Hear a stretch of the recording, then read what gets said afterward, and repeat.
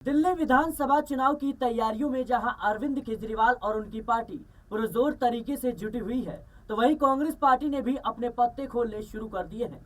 चुनाव को देखते हुए भारतीय जनता पार्टी अभी पीछे नजर आ रही है, क्योंकि भारतीय जनता पार्टी ने ना ही अपने प्रत्याशियों का ऐलान किया है और ना ही मुख्यमंत्री चेहरे पर कोई फैसला हुआ है।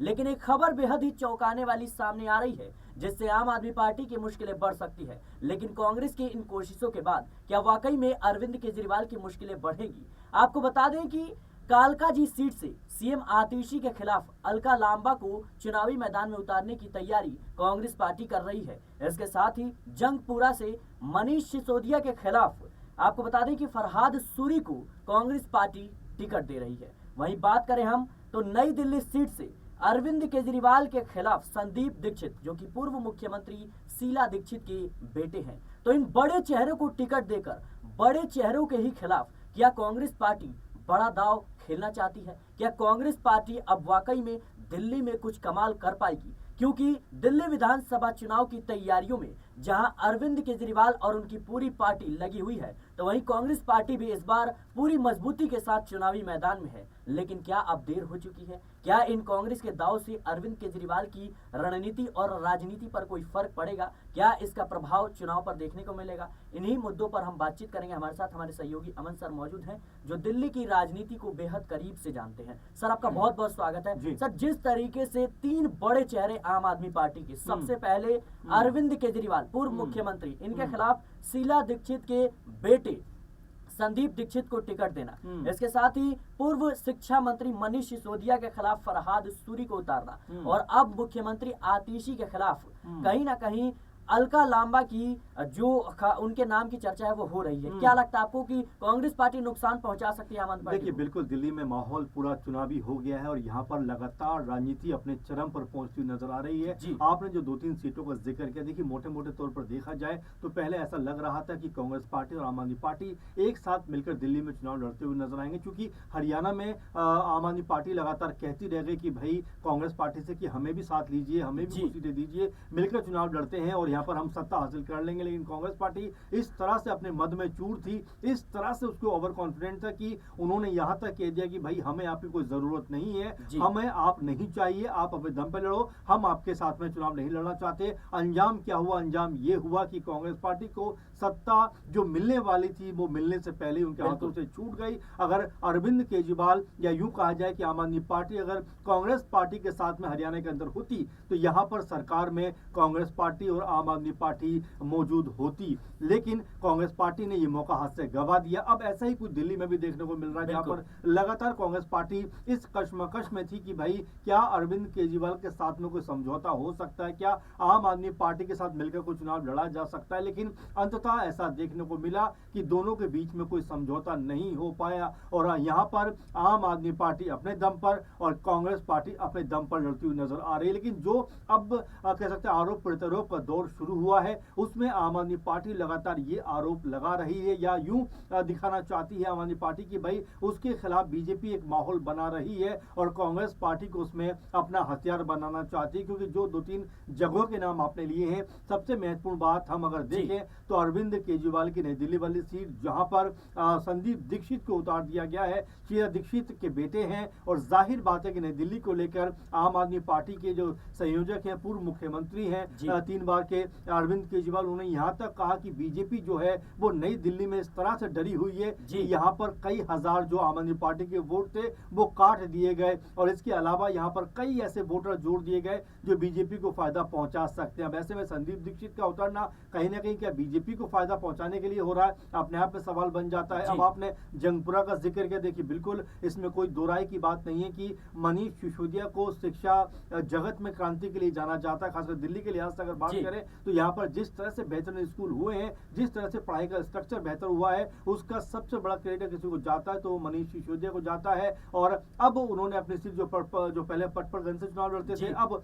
जंगपुरा से चुनाव लड़ रहे हैं, उनके खिलाफ जिस तरह कांग्रेस पार्टी ने फरहाद को उतारा है, कहीं ना कहीं उनके खिलाफ भी सेंधमारी करने का प्रयास कर रहे हैं। अब सबसे चर्चित और सबसे हॉट सीट कही जाए दिल्ली की, अगर नई दिल्ली के बाद हम जो है जी बिल्कुल कालकाजी की, क्योंकि यहाँ से भी मौजूदा मुख्यमंत्री आतिशी चुनावी मैदान में है हैं उनके खिलाफ जिस तरह से दो बड़े नाम निकल के सामने आ रहे हैं। पहले अगर कांग्रेस पार्टी का नाम लिया जाए तो उनकी तरफ से अलका लांबा का नाम निकल कर सामने आ रहा है, जो हमेशा अपनी कह सकते हैं कि जो बयान होते हैं उसके लिए जानी जाती हैं, हमेशा बेबाक रवैये के लिए जानी जाती हैं, और उनका नाम लगातार यहाँ से निकल के सामने आ रहा है। और यहाँ तक कहा जा रहा है कि लगभग उनके नाम पे मोहर लग गई, यानी कि आतिशी के मुकाबले, मौजूदा मुख्यमंत्री आतिशी के मुकाबले कांग्रेस पार्टी की तरफ से अलका लांबा को उतारा जा रहा है। वही बीजेपी की अगर आज बात कर ले तो यहाँ से अभी हालांकि पत्ते नहीं खुले, लेकिन रमेश बिधूड़ी का नाम कहीं ना कहीं निकल के सामने आ रहा है। यानी कि एक तरीके देखा जाए तो आतिशी को घेरने का प्रोग्राम यहाँ पे बनाया जा रहा है। और जिस तरह कांग्रेस पार्टी ने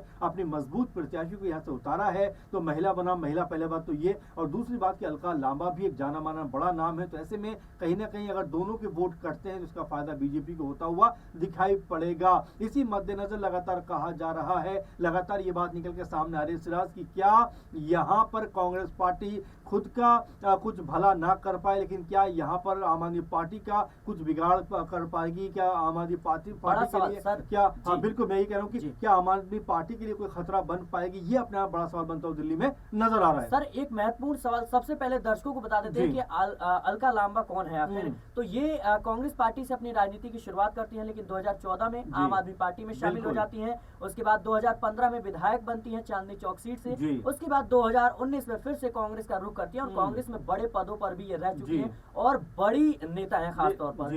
सर जिस तरीके से अलका लांबा के नाम की जो खबर है लगातार निकलकर सामने आ रही है, 3 जनवरी को स्पष्ट हो जाएगा कांग्रेस की तरफ से, लेकिन आतिशी बनाम अलका, क्या ये मुकाबला ज्यादा दिलचस्प हो जाएगा और कहीं इन लड़ाइयों के बीच भारतीय जनता पार्टी का फायदा तो नहीं हो जाएगा? बिल्कुल मैं यही कहना चाह रहा हूँ कि जिस तरह से यहाँ पर कांग्रेस पार्टी कह सकते हैं कि आम आदमी पार्टी के खिलाफ जो मजबूत चेहरे हैं उनके, उन्हीं के खिलाफ अपने मजबूत प्रत्याशी उतार रही है, उससे सीधी बात है कि यहाँ वोटों का बंटवारा होता हुआ दिखाई पड़ेगा। और क्या ऐसे में जी बिल्कुल बिल्कुल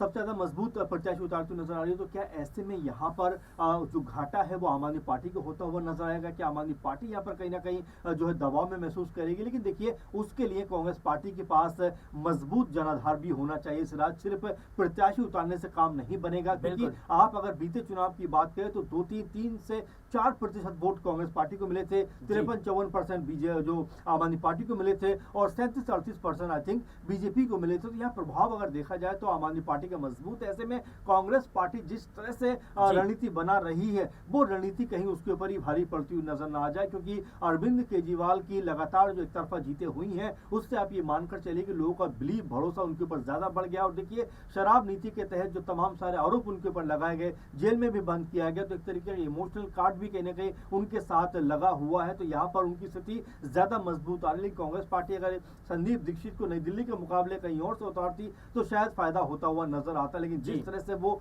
कह सकते हैं अरविंद केजरीवाल के खिलाफ अपने मजबूत प्रत्याशी को उतार रहे हैं, यहाँ पर कांग्रेस पार्टी को घाटा हो सकता है। साथ में जो हम लगातार कालकाजी का जिक्र कर रहे हैं, अलका लांबा को अगर चांदनी चौक जैसा आपने कहा भी, तो वहां से अगर उतारते तो शायद कुछ फायदा होता हुआ नजर आता, लेकिन कांग्रेस पार्टी ने आतिशी के खिलाफ अपना सबसे मजबूत प्रत्याशी उतारने का फैसला किया है, जो कहीं ना कहीं कांग्रेस पार्टी के लिए मुश्किलों भरा हो सकता है। क्योंकि देखिए सिराज, दिल्ली की राजनीति है, यहाँ पर धर्म जाति की बात तो होती नहीं, यहाँ पर काम की बात होती है, विकास की बात होती है। और ये बात मेरे ख्याल से आम आदमी पार्टी से ज्यादा कौन बेहतर जान सकता है, या जो दिल्ली की जनता है। और कल जब मैं लोगों से बात भी कर रहा था सिराज, लोगों ने यहाँ तक कहा कि देखिए अरविंद केजरीवाल भले ही जो उन्होंने योजनाएं की घोषणा की है 2100 रुपए महिला को मिलेंगे, तो एक महिला मुझे ये कहती हुई नजर आई कि भले ही अरविंद केजरीवाल की तरफ से वो 2100 रुपए दिए जाए महीना या नहीं दिए जाए, लेकिन मेरा वोट जो है वो अरविंद केजरीवाल को ही रहेगा। उसकी वजह उन्होंने बताई कि अरविंद केजरीवाल जो है वो धर्म जाति की बात नहीं करते, हिंदू मुस्लिम की बात नहीं करते,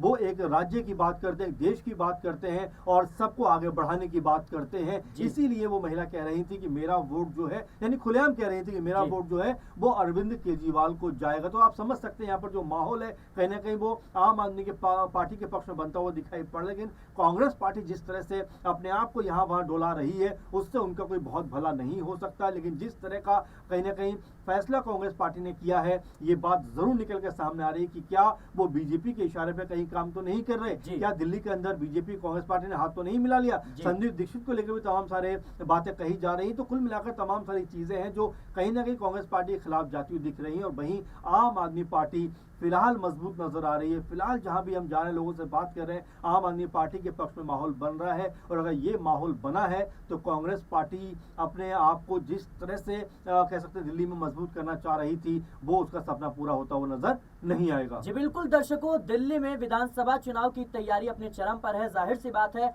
अरविंद केजरीवाल तमाम योजनाओं के कहीं ना कहीं ऐलान करते हुए नजर आ रहे हैं। इसके जरिए उन्होंने 70 सीटों पर यानी सभी सीटों पर अपने प्रत्याशियों का ऐलान कर दिया है। वहीं कांग्रेस पार्टी ने भी 47 सीटों पर अपने प्रत्याशी का ऐलान कर दिया है। लेकिन भारतीय जनता पार्टी अभी फंसती हुई नजर आ रही है। और जाहिर सी बात है, भारतीय जनता पार्टी मुख्य विपक्षी पार्टी है, क्योंकि भारतीय जनता पार्टी ही वो पार्टी नजर आ रही है जो अरविंद केजरीवाल को थोड़ा बहुत टक्कर दे पाए। वरना कांग्रेस पार्टी का जो जनाधार है वो दिल्ली में बिल्कुल निचले स्तर पर कहीं ना कहीं पहुंच चुका है। और कांग्रेस को काफी ज्यादा जमीनी तौर पर मेहनत करने की जरूरत है। भले ही कांग्रेस पार्टी जो है अरविंद केजरीवाल, मनीष सिसोदिया या फिर मुख्यमंत्री आतिशी के खिलाफ मजबूत चेहरों को कहीं ना कहीं उतार रही है चुनावी मैदान में, लेकिन कार्यकर्ता इतने सक्रिय होने चाहिए कि वो जमीनी तौर पर लोगों को कहीं ना कहीं कनेक्ट कर पाए। और जिस तरीके से आम आदमी पार्टी के कार्यकर्ता या फिर आम आदमी पार्टी का जो जनाधार रहा है, यह अपने आप में दर्शाता है कि अरविंद केजरीवाल का दिल्ली में कितना ज्यादा आत्मविश्वास बढ़ गया है।